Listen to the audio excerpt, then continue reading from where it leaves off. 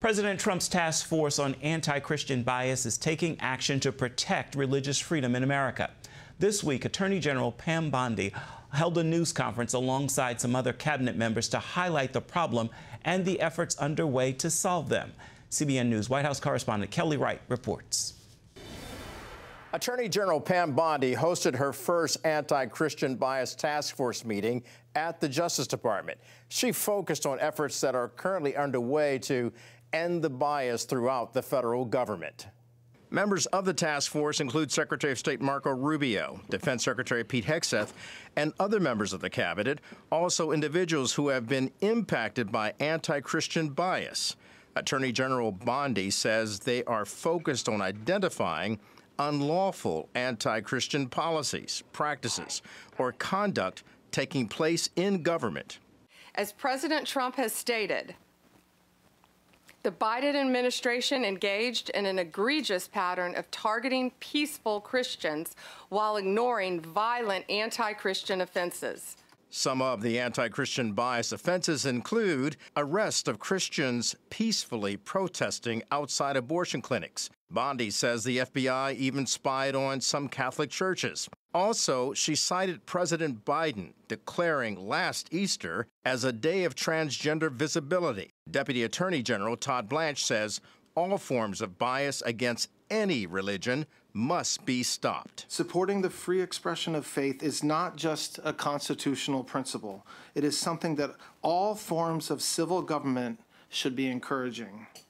At its core, the executive order we're here to talk about today affirms a fundamental truth. Every individual has the freedom to choose their religious faith. And once made, that choice should never be subject to discrimination or bias from our government. President Trump's senior advisor, Paula White of the White House Faith Office, helped organize the president's observance of Easter.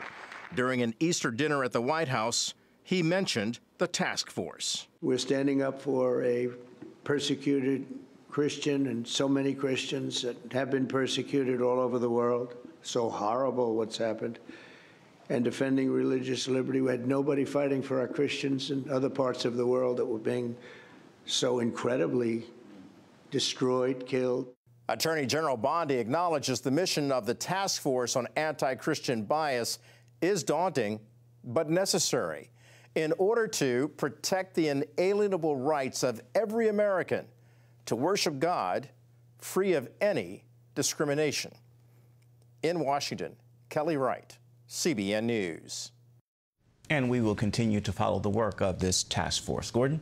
And I hope it's successful, and it really does hit the heart of the matter. If you have any doubts that there's some kind of anti-Christian bias in our government today, just take a look at the arrest of a pro-life protester. Here he is on the street, sidewalk with his son, and there's some kind of altercation. And in that, the state court has filed some criminal complaint against him.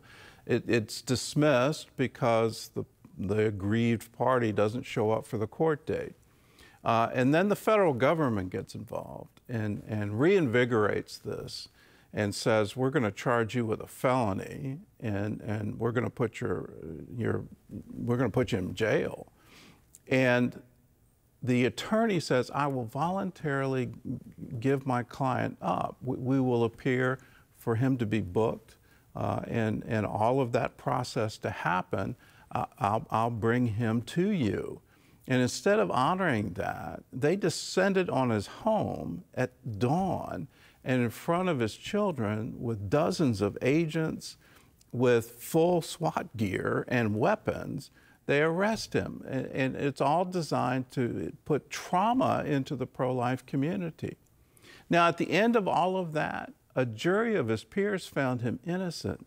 But where's the justice? Where's the comeback against both the agents who executed that warrant, but especially the people that ordered it?